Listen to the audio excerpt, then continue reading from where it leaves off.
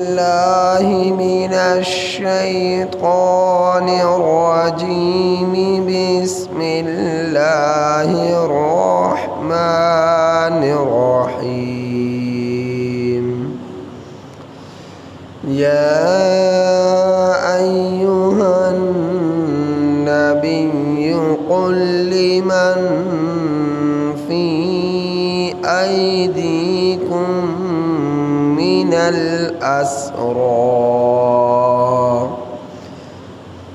من الأسرى إن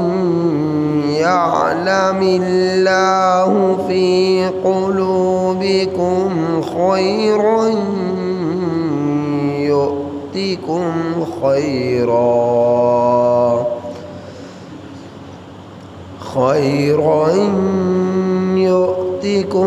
خيرا مما أخذ منكم ويغفر لكم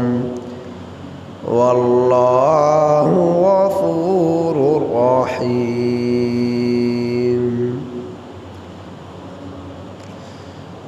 یہ سورۃ الانفال کی آیت نمبر 70 آپ حضرات کے سامنے تلاوت ہوئی.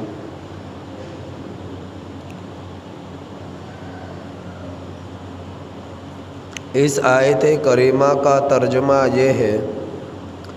یا ایھا النبی، اے نبی صلی اللہ علیہ وسلم، قل،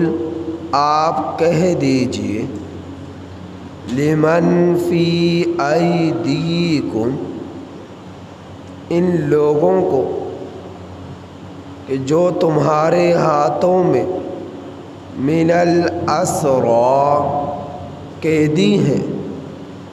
ان یعلم اللہ، اگر اللہ جانتا، فی قلوبکم، تمہارے دلوں میں، خیرا، بہتری، یؤتکم، تو وہ دے گا تمہیں، خیرا مما اخذ منکم، بہتر اس چیز سے جو تم سے لیا گیا، ویغفر لکم، اور وہ بخش دے گا تم لوگوں کو، واللہ غفور رحیم، اور اللہ تعالیٰ بہت بخشش فرمانے والا، رحم فرمانے والا ہے. غزوہ بدر میں یہ بات آپ حضرات کل کے سبق میں بھی سن چکے کہ 70 کافر مارے گئے تھے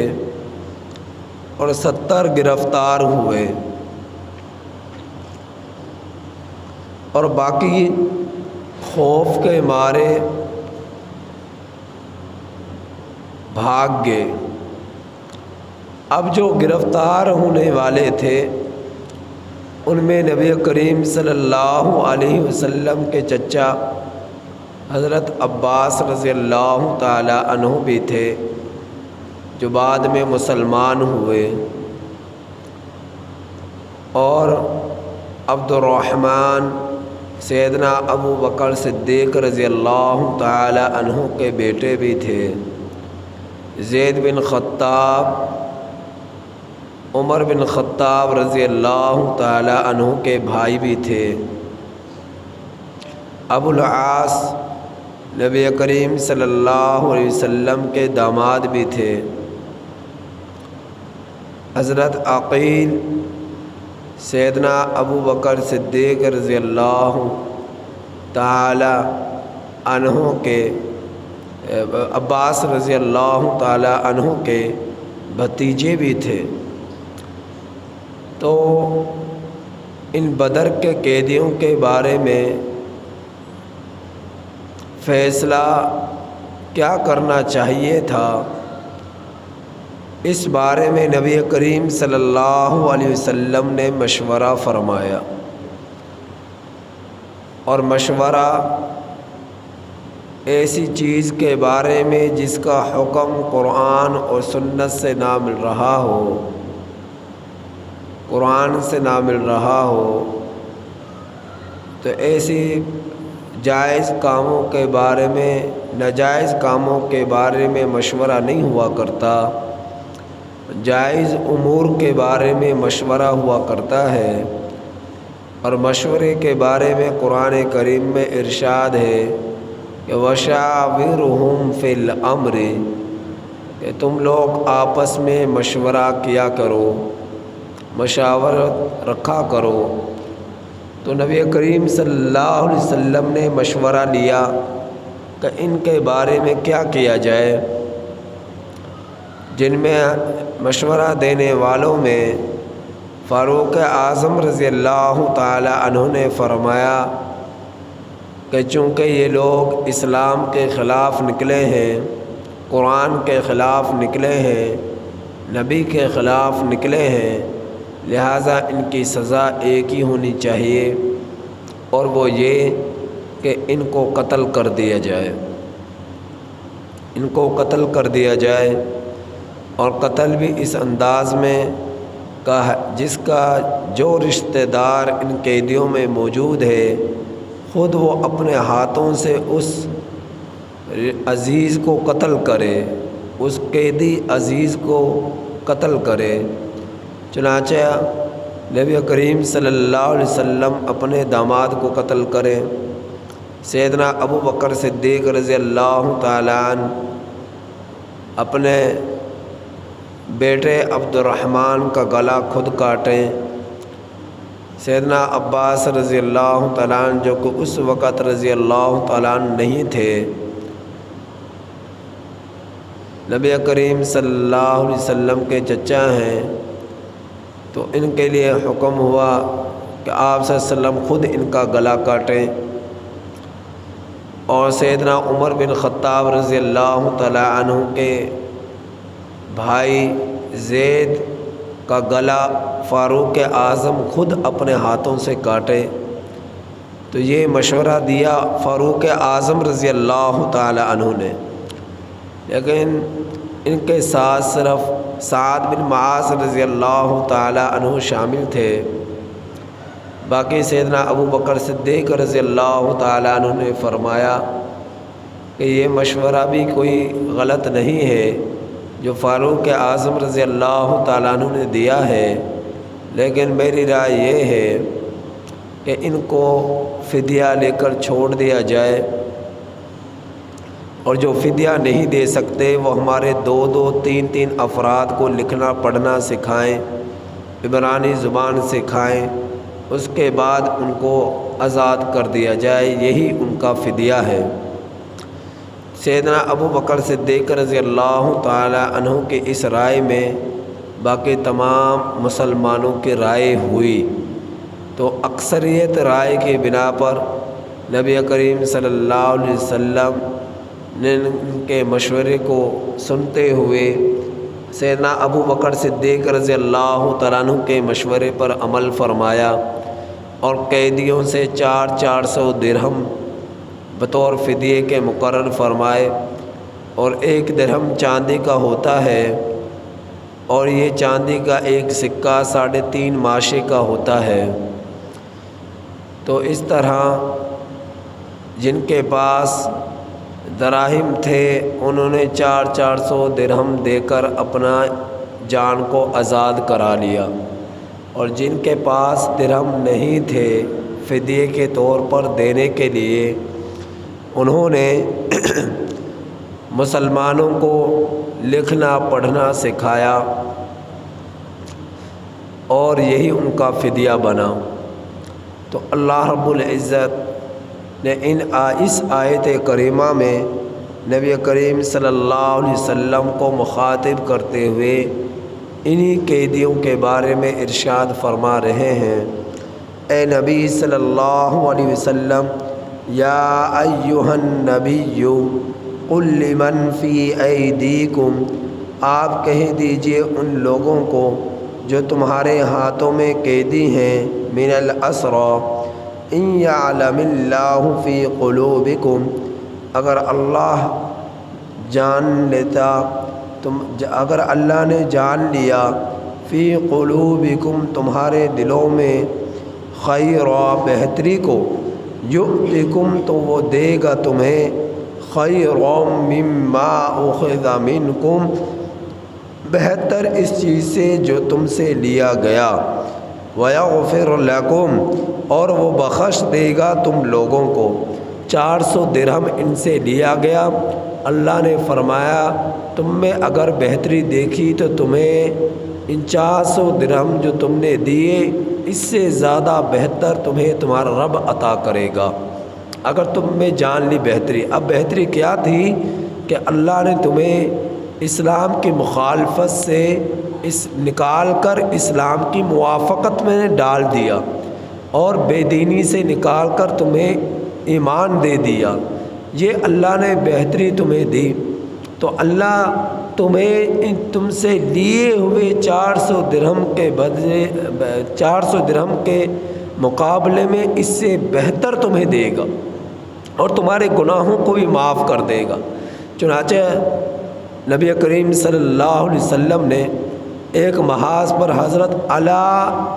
بن حضرمی رضی اللہ تعالیٰ عنہ کی قیادت میں جو ہے فوج کو روانہ کیا، مجاہدین کو روانہ کیا، اور جب انہوں نے جنگ میں فتح حاصل کی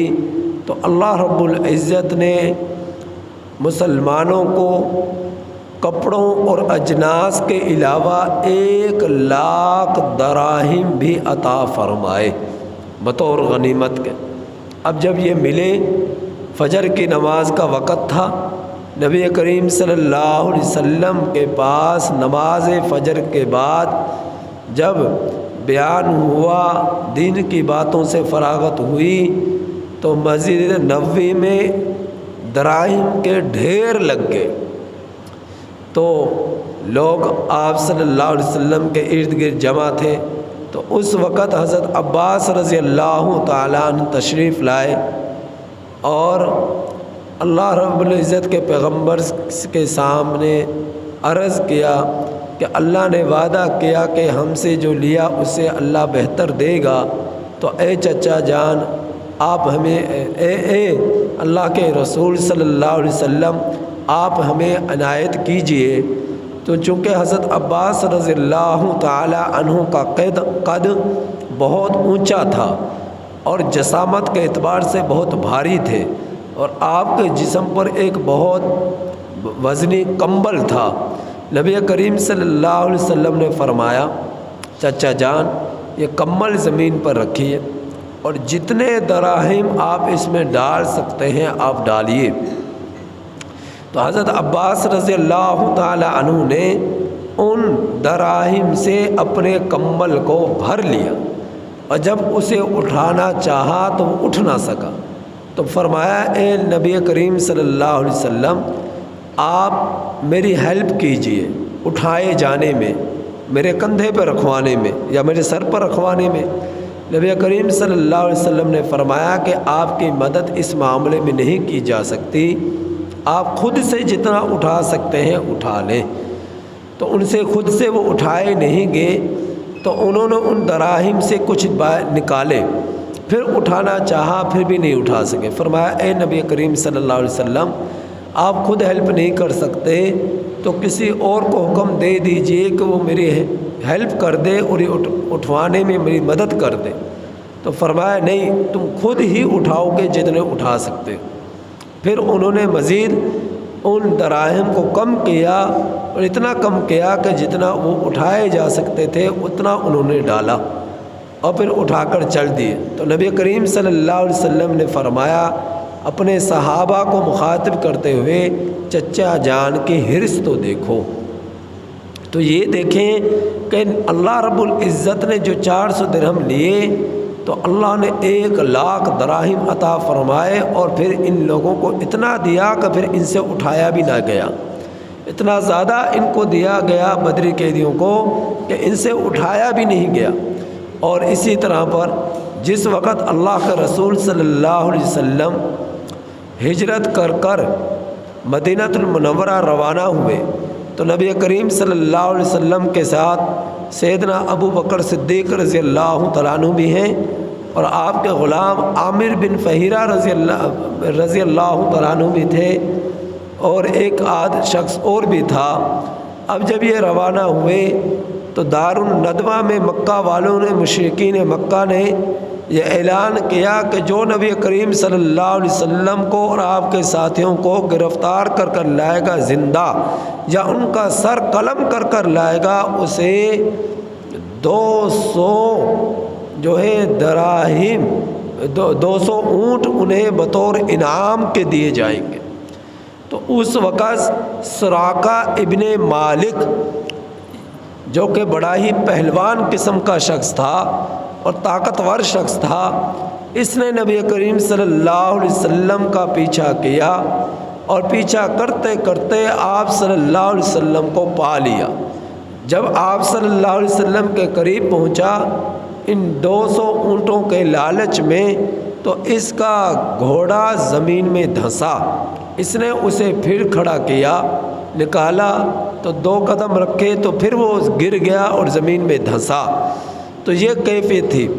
تو یہ سمجھ گیا کہ آپ صلی اللہ علیہ وسلم پر، آپ کے ساتھیوں پر قابو نہیں پایا جا سکتا۔ تو اس نے اس وقت نبی کریم صلی اللہ علیہ وسلم سے فرمایا، اے اللہ کے رسول صلی اللہ علیہ وسلم، آپ مجھے امان دے دیجئے۔ وہ سمجھ گئے تھے ایک دن نبی کریم صلی اللہ علیہ وسلم کا دین غالب آئے گا سارے ادیان پر، تو اس نے کہا امان دے دیجئے۔ تو نبی کریم صلی اللہ علیہ وسلم نے فرمایا چمڑے پر اس کے لیے امان لکھوا دی گئی، اور پھر فرمایا کہ اے سراقہ، وہ وقت کیسا ہوگا، وہ کیفیت کیسی ہوگی تیری جس وقت تیرے ہاتھوں میں سونے کے کنگن پہنائے جائیں گے۔ آپ صلی اللہ علیہ وسلم نے یہ ارشاد فرمایا۔ تو وہ وقت آیا، پھر